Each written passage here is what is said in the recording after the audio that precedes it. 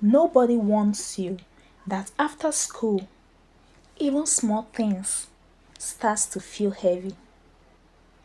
I came to the market today and I realized I've been carrying more than just bags. I didn't go to the market because I wanted to. I went because I needed to. I needed to feel like I still belong somewhere. The market has a way of reminding you that life doesn't pause for confusion. People move with certainty there. They know what they want. They bargain like they've done this 1,000 times. They carry their lives in nylon bags without stopping to ask if they are behind. And then there's me, walking slowly, looking like I know where I'm going, when I really don't. The first thing I noticed was the noise. Not the loud kind, but the familiar kind. Women calling out prices, someone laughing too hard, a radio playing a song I used to hear when life felt simpler. It hit me suddenly. This place hasn't changed, but I have. And I don't know if that's a good thing yet. I stopped at a tomato store. The woman selling them looked at me like she already knew what I wanted. 500 naira or 1000 naira? She asked. I hesitated, not because I didn't have the money, but because lately, even small decisions feel heavy. When the choosing tomatoes starts to feel like choosing direction. As she packed them, I washed her hands. Confident, fast, certain. Then I wondered what it feels like to wake up knowing exactly who you are, knowing where you're going, knowing your place in the world. After school, nobody tells you that the hardest part isn't being broke, it's being unsure.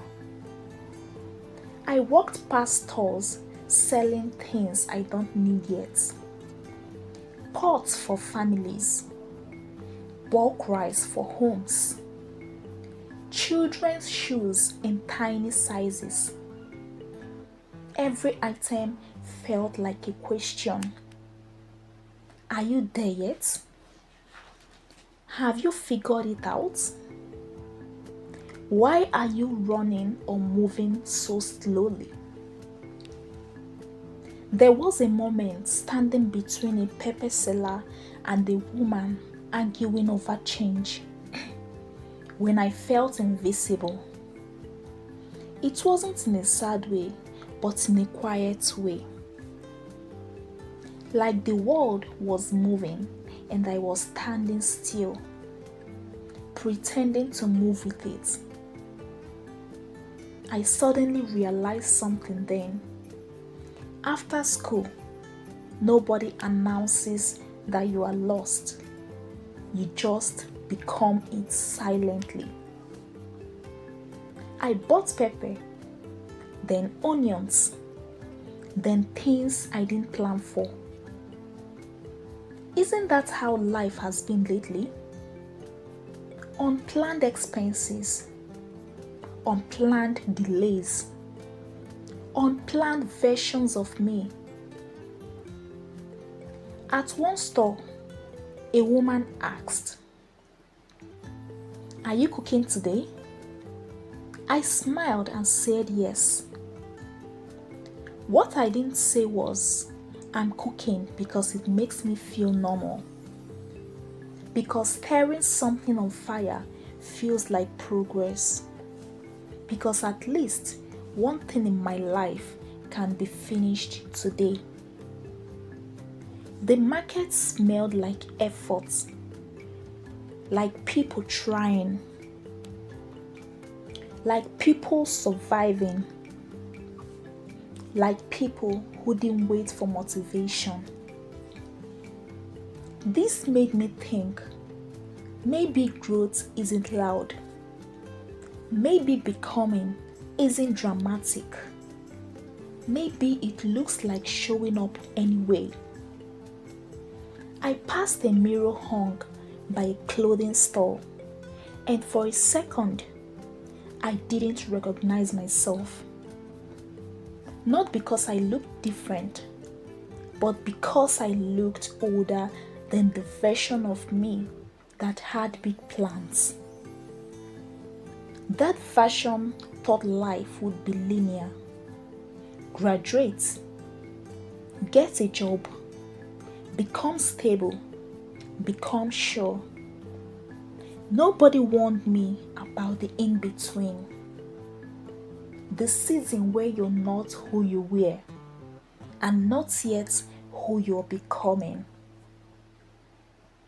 By the time I left the market, my bag was heavy and my mind was quieter. I didn't figure anything out yet. Nothing suddenly made sense. But I noticed something I hadn't before. Nobody there looked completely certain. Some people argued over change. Some people moved slowly. Some people looked tired, but kept going anyway.